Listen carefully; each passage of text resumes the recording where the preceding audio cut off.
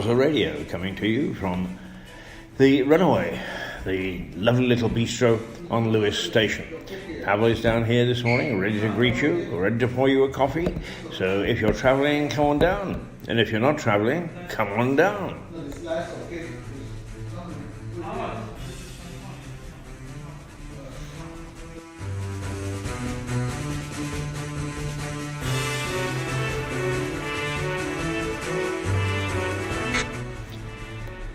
I could see my own breath this morning, so believe me, it is cool out there.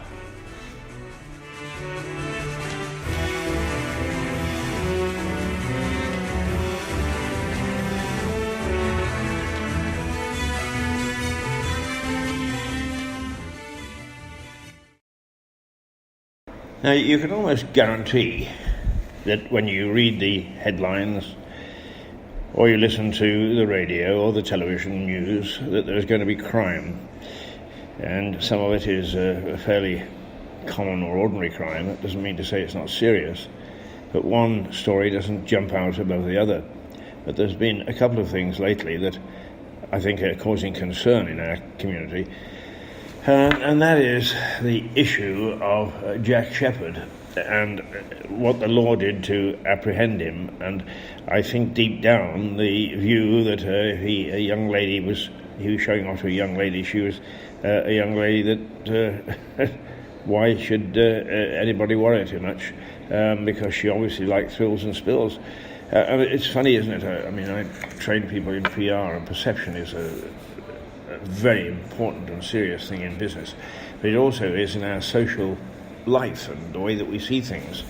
We may perceive that these two youngsters were pretty naughty and tearing up and down the Thames in the small hours in a boat, in a speedboat, one that obviously hadn't been very well maintained, and that this girl died, and some would say, well, she shouldn't have been out there, and so on. Well, that's as may be. But the fact is that this young man has managed to disappear. Nobody paid any attention to the family. And then suddenly the Daily Mail, God bless the Daily Mail, jumped onto the bandwagon and said, hey, tell you what, if you can find him, we got a reward. And it turned out that he was in Georgia. I've only been to Georgia once, but if you disappear out of Tbilisi, which is the capital, and a delightful capital it is, into the hinterland, you could hide forever, in my view. I think that probably what he did was he thought that the game was up, and he actually gave himself up. But now he's trying to fight extradition. I haven't quite figured out why, but he's really saying, I suppose that if I go back to Britain, I won't get a fair trial. That's what it's all about. Will he or won't he? That's a point of view that anybody can take themselves. Anyway, crime. And Rouser Radio, along with its sister television station, Mirador Television, wants to look at big issues that affect us locally. In other words, we are local but not parochial. And if you actually tap into some of the website pages, I suppose that's what they are, website pages, but they're groups in Facebook, and many communities have them. And there is a Lewis Present, for instance, and Lewis Past, and there are a couple out of New Haven, and one out of Seaford, and a couple out of Eastbourne, and so on and so forth, right across our country, which goes from Battle to Brighton. And in those, you can see that there is an increasing awareness and increasing alarm. Crime is becoming rampant across our normally peaceful county. So that's why the national problem of, according to the Mail this morning, there are 110 knife incidents a day. In Wild West Britain, 110 knife crimes a day. And that's the sort of figure that we're talking about. 19% up on what it was a year ago. And we seem to be just getting out of control. Is it anything to do with the fact that the coppers now go to everything in the car? The copper is no longer on the beat. The chief constable has said, well, look here, chaps, crime is different now. Crime is cybercrime. We have to look after everybody's computer because that's where the thieves are picking banks and picking pockets and getting their cash. But while they're looking at that, it seems that the criminals are saying, ooh, this is a bit of a holiday for us, let's get cracking. So it's a dilemma. And really, perhaps what we should do is go back to what we did have. Let's put the coppers back on the beat and start from there and try it all over again. Because what we have done patently isn't working. That's a good rant to get started, isn't it? So why don't we actually look at a little sound, perhaps? I've constantly talked about the folk from Bensound who make their songs free, their music free to those people who aren't making a profit. We certainly aren't making a profit. They've got some pretty damn good stuff. So I again found something called Buddy this morning, which is pretty lively, and it's cold out there. As I say, I can see my own breath. But let's listen to a little bright music that perhaps can get us going this morning. Who knows?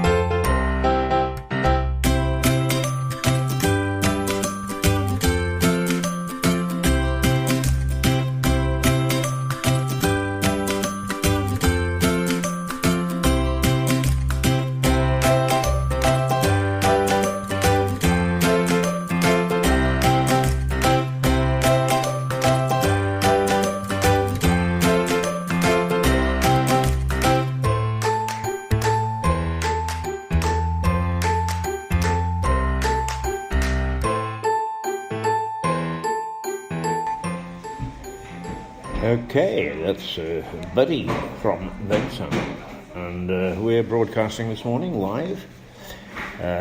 Hopefully you're getting it live, but you can listen throughout the day on any number of social media sites, YouTube, Facebook, our own MiradorTelevision.com website. You name it, we're in plenty of places, so you can take a listen if you miss it at this, some people would say, it's an ungodly hour of the morning. I haven't seen the trains yet. I hope that everything's running on time, but there's one due in at 6:15, and we'll keep an eye open for that to see whether it turns up. Now, one of the things that we have said and we've agreed with is that the high street is shrinking, and that it's a great pity because both online and the supermarkets have carved into their customer base so much that they just can't make a go of it. Now, what are we going to do about it? And I pose that question because most people will say, well, yeah, it's open market philosophy and so on. Say, well, yes, it is, and I'm a great open marketeer. I've even written a book for journalists on how to report on the markets and to report on business. And if you go on Amazon, you can buy it. It's simply called Business Journalism. Not a very exciting title, but the publisher insisted upon that, and it is available. If you want to go into journalism to be a reporter, by all means get it. But even if you don't, there are a few nuggets there that make it fairly easy to understand what the markets are all about and what's going on. But yes, I'm an open marketeer. But what bothers me is that there is a huge social element here with the disappearance of shops and banks and other services from the high street. Is there a correlation? And I'm sure that somebody must have done a survey or a scientific paper on it somewhere. Is there a correlation between the disappearance of high streets and particularly places where older people used to socialise, such as the bank? Yes, the bank was a social centre, believe it or not, 25 years ago.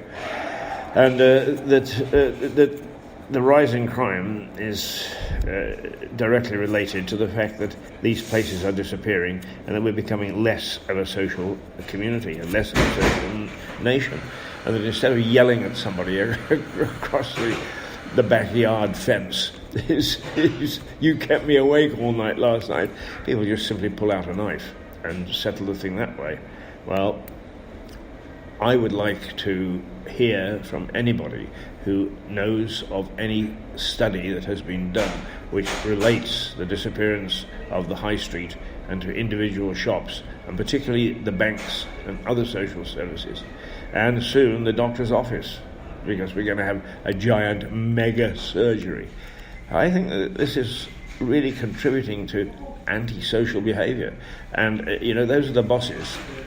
The big problem with the bosses at the moment is they're all so tied up in Brexit and so on, and playing politics rather more than they are considering what's going on for the rest of the community. Is that we're seeing the downfall of the high street and the rise in crime. Now, let me tell you why Mirador Television and Rouser Radio are in existence. And basically, it's because another study has shown that the more local media shrinks, the less efficient local councils become, and the higher the council tax becomes. In other words, for less efficiency, we pay more money. Well, everything that I have had to do with Lewes District Council, and I'm starting to watch closely East Sussex County Council, is that seems to be true. So if that's a direct relationship, perhaps somebody should say, is there a direct relationship in the rising crime and the fact that we don't have some of these social centres, that the high street isn't worth walking down? You've either got pubs, charity shops, or the odd coffee shop, and that's all. Okay, you may say, well, coffee shop, people can pop in there and have a chat.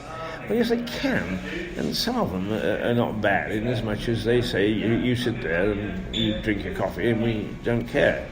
But the cheapest that you can get a coffee for is about £3. Okay, I'm just going to break off to say that it's 6:14, and the train has just come in. Let's see, it's a London Victoria train at 15:15. The gentleman just going out to get it. So the trains are on time this morning, which is rather good. They sometimes are rather bad in the evening, and I still think that we've got a lot of examination to do about our transport system. It's just lost steam at the moment because we've now grown used to the fact that fares are higher, and we've grown used to the fact that there are inefficiencies which just don't get reported. We've lost to the fact that we've got a transport minister that doesn't seem to know his arm from his dear, we mustn't mention naughty words like that. That transport has disappeared from view because they're fighting about two things. One, the political system and how they can use it to their own benefit. No, in this fight, nobody cares about us. Nobody cares about and if you're fool enough to think that, you go on thinking it. But it really is quite silly that we should actually think that they're up there picking up a pretty fair salary and worrying about us. Because the other thing that they're doing is they're making sure that their subsidised bars and their first-class train travel and all the other perks they get as an MP are safe. Thank you very much. After the watchdog said, hey, you can't do this, you can't do that, they voted the other day to say, well, we're not going to pay any attention to it. Carry on, chaps. What sort of message does that send out? They're just so out of touch with what's going on in their own patch, that if this election that's coming up is, if it's pretty soon, it doesn't have to be, but it looks as if it might be. If it is, I think we should turf them out all our bag and baggage, or create such havoc that they will come to their senses and start the reforms, both in party and in the way that government is reformed, in a very real way. Because at the moment it is just a shambles, and the last person to be in anybody's thoughts in Westminster is us. And in the long run, we pay their salaries, we get them their jobs, and if they forget that, at their peril. And already I've heard people talking about other parties cropping up. Now, it's pretty difficult to start a political party. So some pretty heavy hitters that Mrs. Williams and some of her pals tried it. Farage has tried it. And they all fail because of the political machines of the major parties.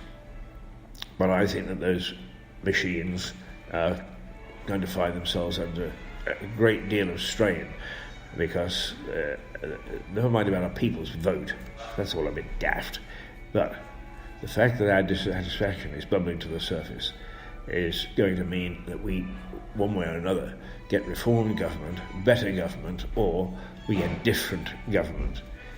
And all those people who are sitting up there with their lovely, lovely pensions and their lovely, lovely salaries and their lovely subsidised bars should remember that.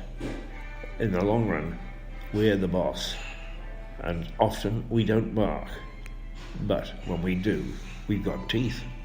And it's about time that they realise that we can get a bit naughty if we want to. And in fact, just to remind them, let's play this track, which is called The Coming Storm. Why not?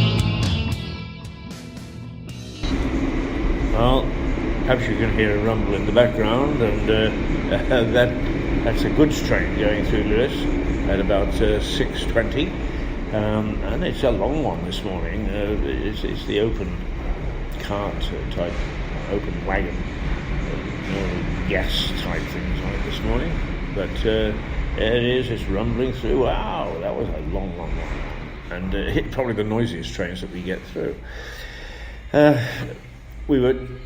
I was talking about the fact that everybody has forgotten in Westminster who they're supposed to be there for, and whose welfare.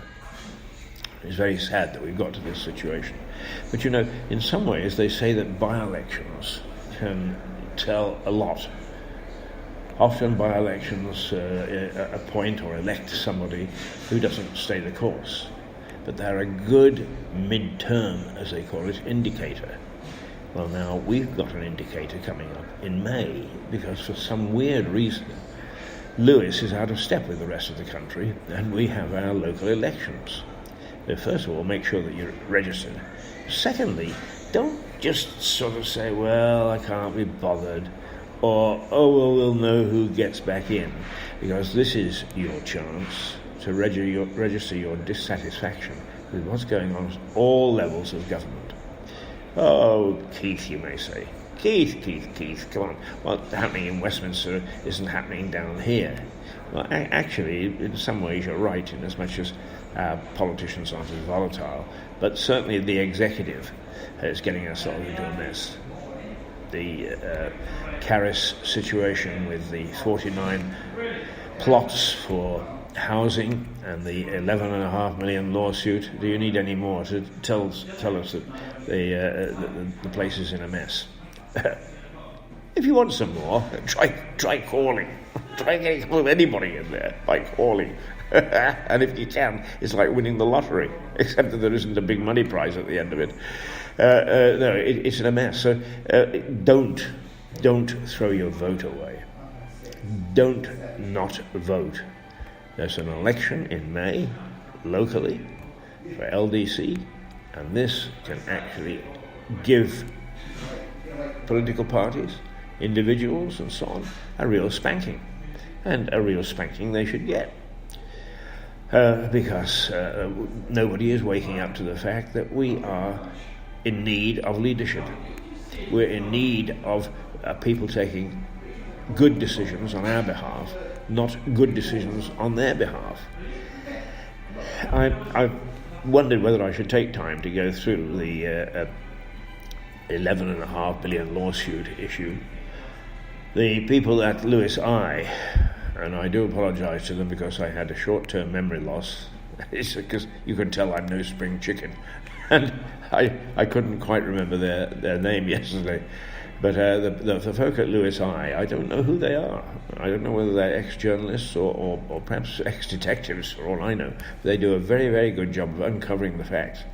And the history of this particular issue is, it's full of bad decisions, political posturing, hope of stuffing their pockets full of money, and if they do that legally, it's difficult to say that it's corruption. But in the long run, it's corruption. So this issue has got it all. And perhaps what we'll do is, over the next couple of months, is we'll try and take one little issue at a time out of this and see how it impacts upon us here in Lewes, but for that matter, right across from Battle to Brighton, which is our patch. Incidentally, when I talk about our patch, and I've said that we really concentrate on the south coast, east of Brighton, going into the hinterland up to Gatwick and to Tunbridge Wells. But the fact of the matter is, because it is the World Wide Web, a lot of people are listening to us that aren't in this region, and I was just delighted yesterday to get a little note from an old colleague from my BBC Northern Ireland days, a lovely chap who actually has moved to France and has enjoyed in the last 10 or 15 years something like Russell Crowe enjoyed in the film A Good Year. And he tapped in and said, Keith, this is Paul McDowell, and I've been listening to you and watching you on television and radio. And the fact that it did my heart good, and I was really quite flattered that he would bother to listen, not just once, but apparently fairly consistently. And the fact that he could tell me some of the things that are going on that he's learned through radio and television is that's true. We've got a fairly big following in the United States and Canada, and soon on Mirador Television, which comes back on February the 4th, Monday, February the 4th, at 5:45 with my usual rant, and a few more new programs and fresh programs, a slightly better look. And we are going to get some people in New York, particularly Melissa Conte, who has been part of Mirador from its very inception 3 years ago. And they are going to reflect how New Yorkers think about their city council. Because, I think we'll find there's a lot of commonality. I think we'll find that the West, if you like, if we want to call it that, is suffering problems right the way through, not only levels within countries, but across ponds, across oceans. And that, therefore, it's time for voters, citizens, to raise their voice and say, come on, get out, get out, get out, get out. Change, change, change. Remember who we are. Now, I think Donald Trump was elected because the American public thought that was a way.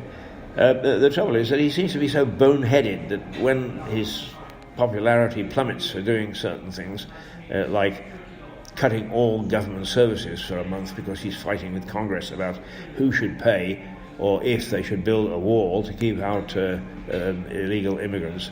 But he remained very popular up until that point. And it's that sort of thing that's happening around the world.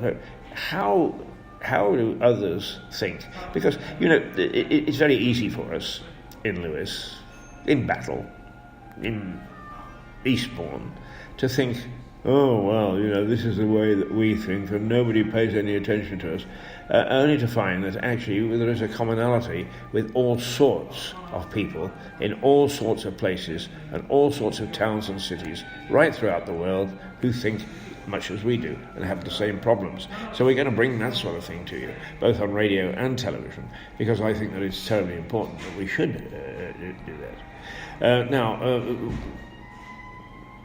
what shall I play for you now? Perhaps, yes, it's Friday, so many of you will consider that it's a half day.